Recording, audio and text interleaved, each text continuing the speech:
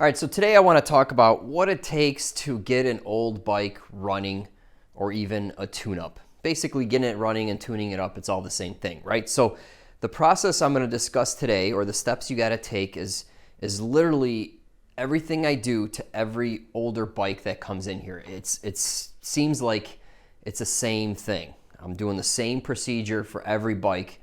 It's typically what they need. So let's break it down. So what I have here is a 78 Honda CB 550, and I've worked on a bunch of these, and it's usually the same for all these bikes in the 70s, even the 80s. So let's just break this down. All right, first thing you want to do is, you got to determine if it runs or not. This bike was brought to me running. You may get a bike that's not running. So the first thing you want to do is try and start it. See if it has power and see if it'll crank over. And if it does crank over and it won't start, give it a shot of starting fluid and just see if it pops. Okay, that'll get you somewhere at least, all right? Okay, so if the bike runs, and before you tear the carbs apart, which we're gonna talk about in a later step, check for vacuum leaks. It's very common on older motorcycles, and you definitely wanna find this problem now before you tear it all apart, because replacing the boots or any O-rings while the carbs are off, it's easier to do it then versus putting it all back together and go, oh man, I got vacuum leaks. And with vacuum leaks, it's gonna run lean, it's gonna run like crap, and you will not be able to vacuum sync the carbs properly if it has a vacuum leak. So intake boots cracking and dry rotting, that's super common on these older models, so make sure you do that. Try to do that if it runs. Try to spray the whole area with Carb Clean and notice for any idle fluctuation. If it kills the motor or if it ramps up, idles up, you have a vacuum leak and you need to address that. But let's say none of that is true and you can't even get the thing to run or whatever. The first thing you want to do is do a compression check, because that's testing the engine. See if it was put away broken or if it's just fine and you can move on to the next step. So compression check is number one. Do a compression test and the results are a little lower than what the manual says. Don't freak out. For example, I think stock on this is 140 to 170 PSI. If you get 110, 120, don't freak out. The engine's cold.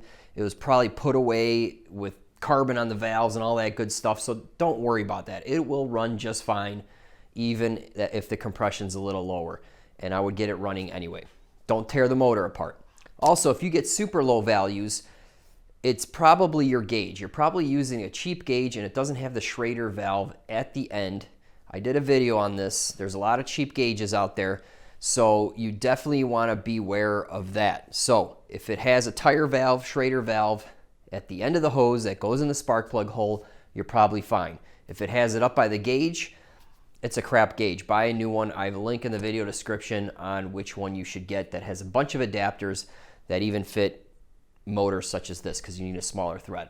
Okay, step two, test it for spark. So just ground the spark plug on the head, roll it over, and see if you have spark at every cylinder. Okay, if it's an older model and it has points, you're gonna wanna do the point gap adjustment and also the ignition timing adjustment, because that degrades or changes over time, and that's just something that you have to stay on top of and continually adjust. So you wanna make sure you have good ignition timing. Now, newer models with CDI, that is typically non-adjustable, or if it is adjustable, there's no reason for it to go out of adjustment, so I would just kind of skip that step altogether. Okay, it's really important to install brand new spark plugs. Even if the plugs look good and they're sparking per the test, you can have a fouled plug and it won't fire, and you can't really tell. Spark plugs are a couple bucks, change them all. I've been burned by a fouled plug that looks just fine. So just replace all the damn spark plugs. All right, next up is adjust the valve lash.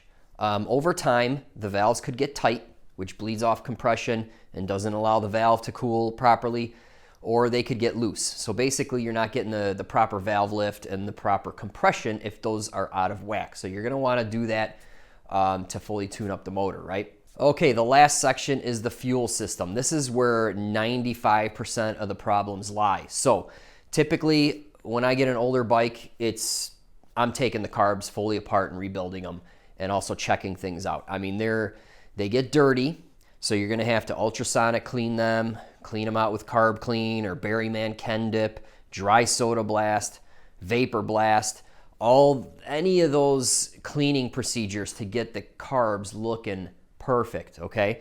And then also what I like to do is verify all the jetting. So I take a look at the pilot jet, the fuel screw or air screw, how many turns out it is.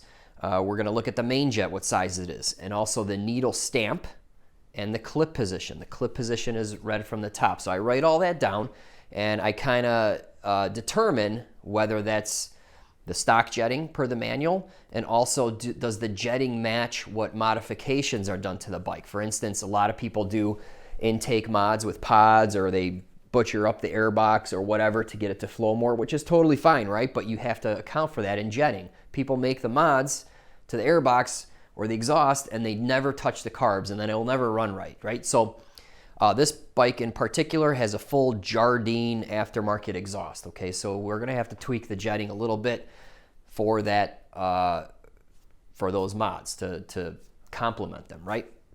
So you make sure all the jetting's good, right? Then you get the carbs back together and you have to vacuum sync the carbs, okay? You can bench sync them to get close. However, this is not a replacement for a true vacuum sync with, over here I have the Motion Pro gauges. I also have the Prop 2 Desync 2 or whatever that hooks up to my computer. So those are excellent tools to vacuum sync the carbs. And I will tell you, just a little turn here or there after a bench sync makes a huge difference on how the bike runs. So you need to vacuum sync them. And lastly, fine tune the fuel screws once the engine's all hot and stuff. And you want to do this when it's running. Don't just go by the manual and go, oh, it's a turn and a half out, I'll set it there and I'll forget it. Well, on this model, it wanted a turn and a half out. I'm close to 3 turns out because of the exhaust and because it's 20, 30 degrees out right now and 6 inches of snow. But anyway, you want to turn that screw while it's running. You want to tune it while it's running, because that's where you get the highest RPM, the smoothest RPM, and even an 1/8 turn makes a difference. So you definitely want to do that.